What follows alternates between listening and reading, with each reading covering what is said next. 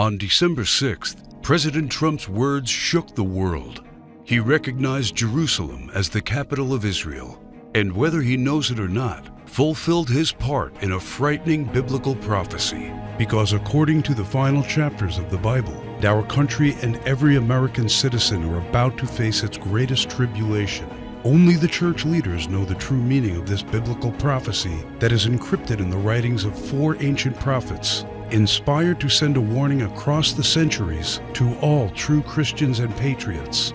Therefore, before watching this documentary, be forewarned. You are about to see how all the world's leaders and their armies are silently playing their part in the lead up to the greatest and darkest event in human history. An event that may leave 290 million Americans dead in its wake. Once you witness the chilling evidence of the words of our Lord coming true, there is no turning back. It will simply be impossible for you to go about your daily life like you used to before knowing the truth.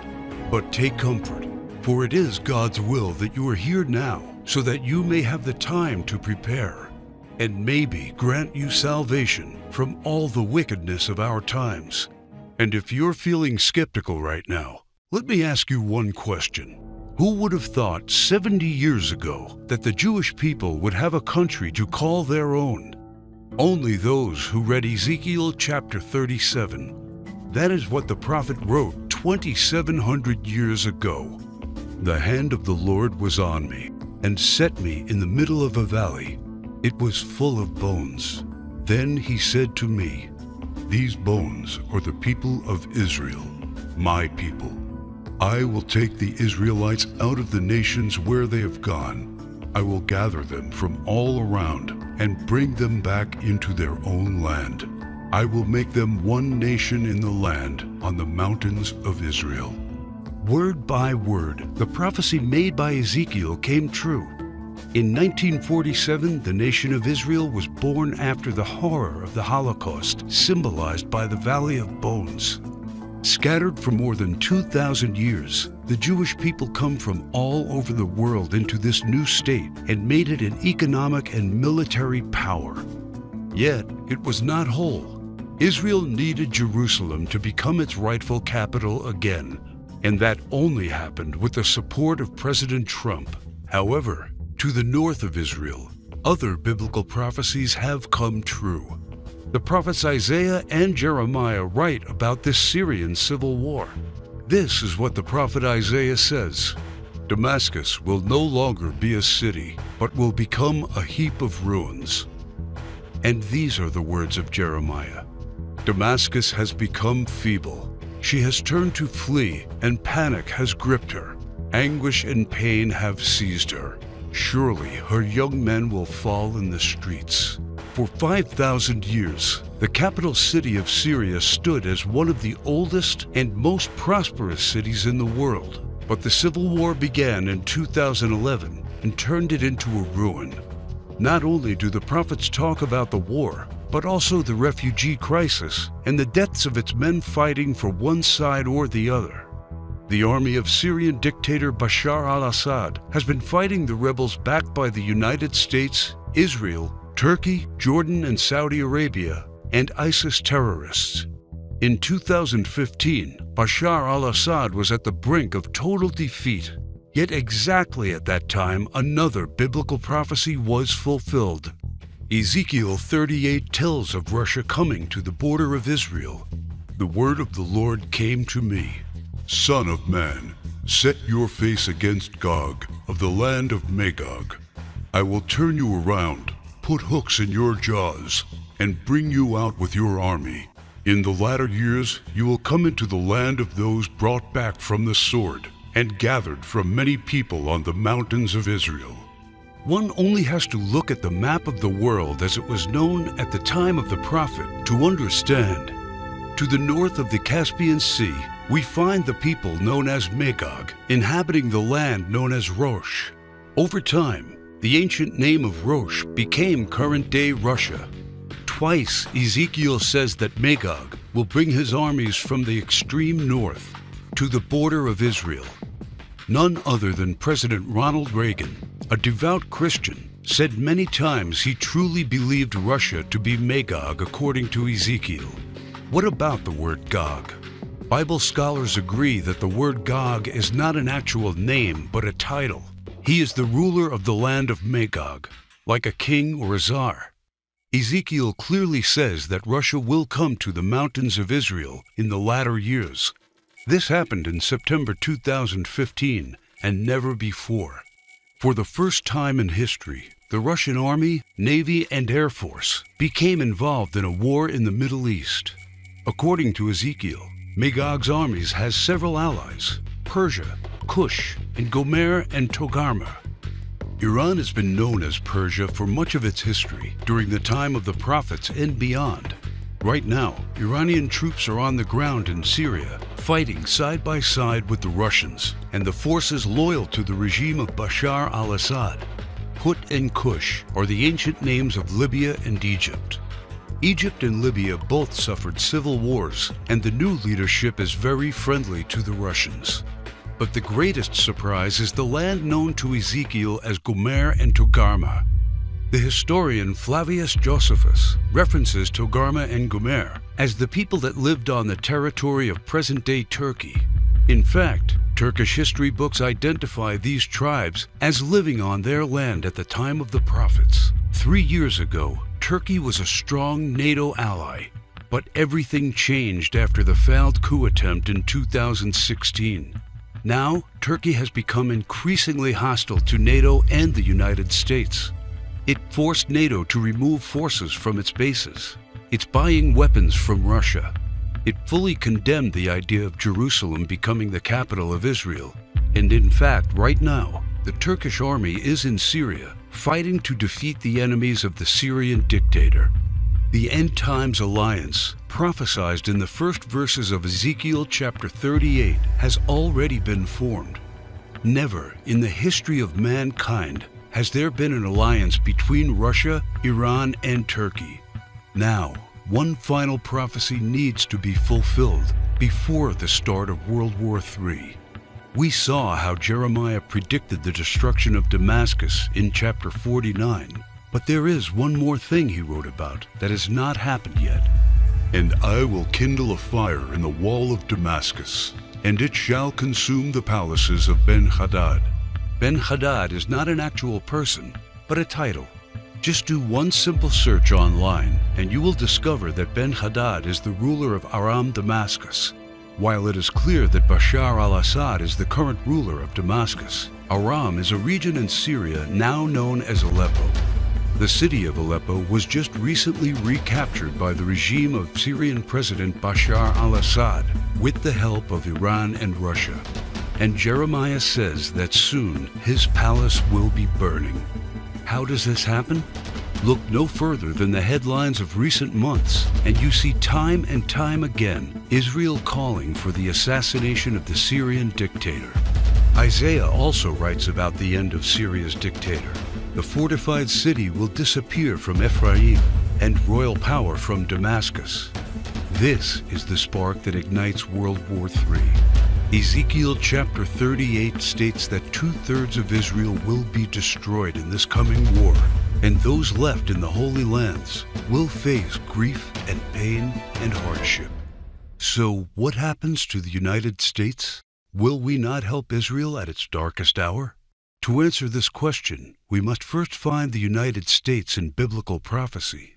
John the Apostle in the book of Revelation and Jeremiah and Isaiah talk about another end times nation in their writings. A nation called Babylon, or Mystery Babylon. The name is deeply symbolic. Ancient Babylon was a city made great by people who came from all parts of the ancient world, just like immigrants helped make the United States the world's only superpower. And because the prophets didn't know of the existence of the North American continent at the time of the visions, they called it Mystery Babylon. Some say biblical Babylon refers to ancient Iraq. But if that is true, why do the prophets see it as a nation surrounded by waters? O thou that dwellest upon many waters, abundant in treasures, where all who had ships on the sea became rich through her wealth. While biblical Babylon has plentiful access to waters rich in resources, most of Iraq is a desert and has only a narrow stretch of coastline. Why do the prophets talk about pollution when in ancient Iraq there could be no such thing? Thou hast destroyed thy land. I have polluted mine inheritance, and have given them into thine hand. Babylon mounts up to heaven, and descends above the heights of the clouds. These metaphors clearly reference a nation that has discovered flight. It is obvious that Babylon, or Mystery Babylon, can't be ancient Iraq. But the prophets have more to say about this end times nation. Babylon is hailed as a queen among nations, the lady of kingdoms. According to the prophets, Babylon reigneth over the kings of the earth. It is the praise of the entire earth, and an astonishment among the nations. It is a place of great riches, and the merchants of the earth are waxed rich through the abundance of her delicacies. In fact, the prophets say clearly that should something happen to Babylon, all worldwide trade would stop. The merchants of the earth will weep and mourn over her because no one buys their cargoes anymore. It is the #1 military power, and it's called the hammer of the whole earth. Isaiah in verse 18, chapter 2, talks about how Babylon's beginning would be unique and awe-inspiring.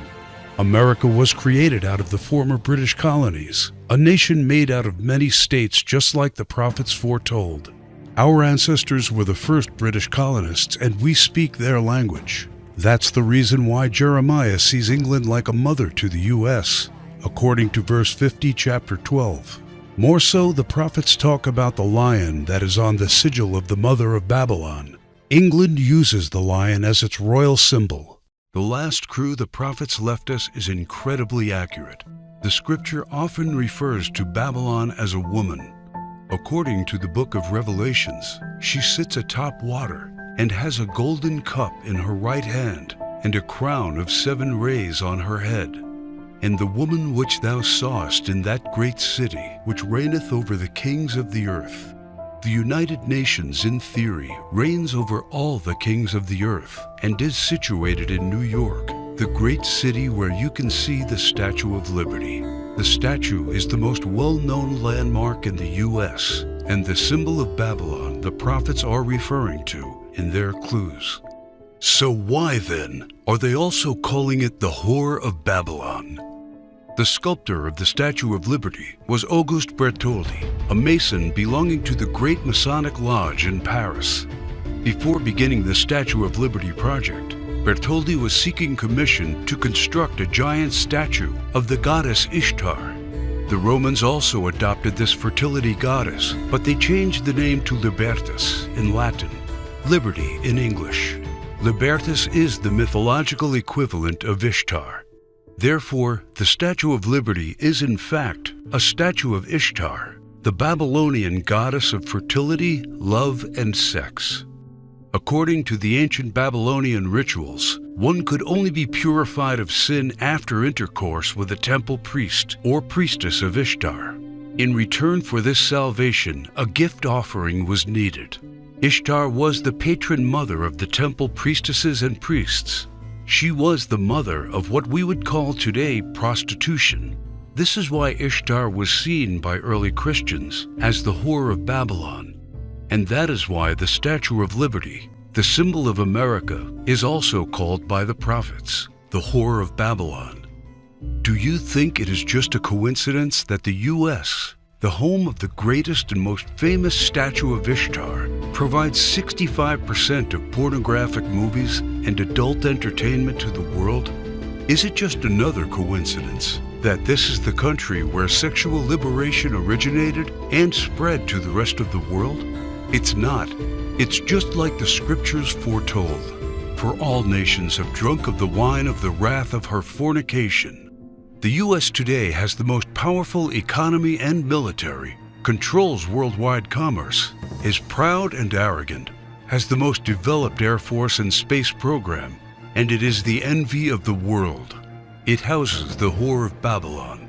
It reigns over the kings of the earth. And unfortunately for every living American, It is Mystery Babylon.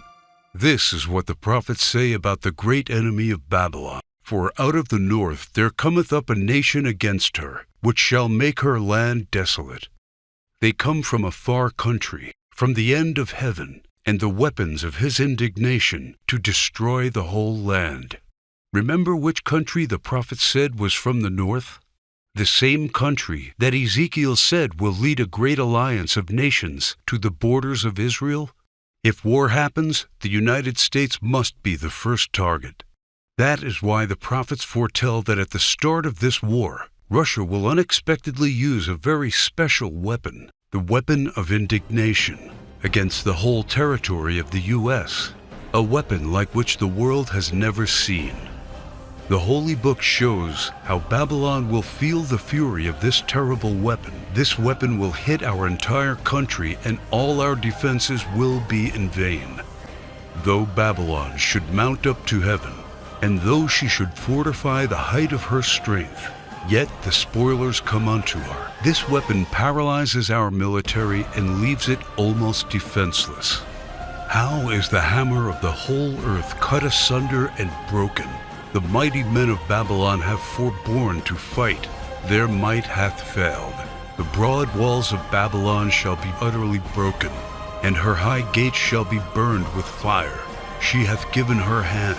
Her foundations are fallen. Her walls are thrown down, because the spoiler is come upon her, even upon Babylon. And her mighty men are taken. Every one of their bows is broken. And after the attack, Babylon is left silent and in darkness. Sit thou silent, and get thee into darkness, for thou shalt no more be called the Lady of Kingdoms.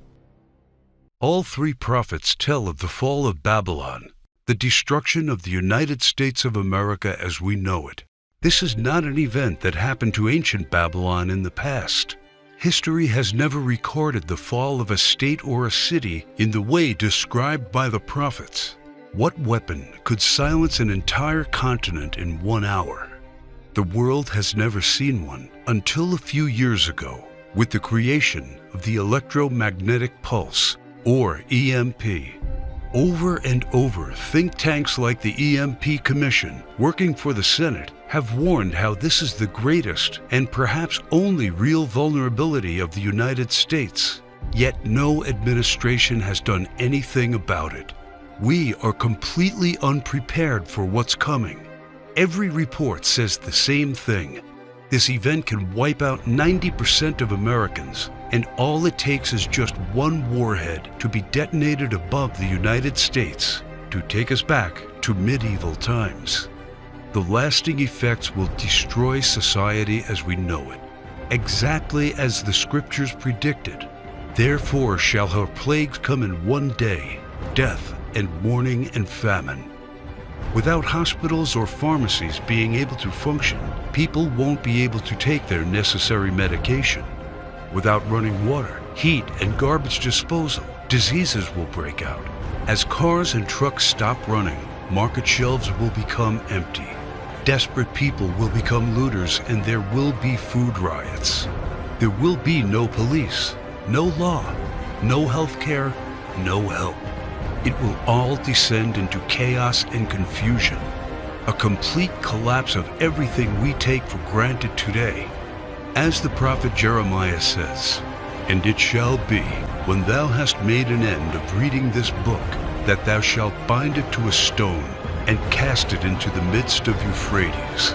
And thou shalt say, Thus shall Babylon sink, and shall not rise from the evil that it will bring upon her.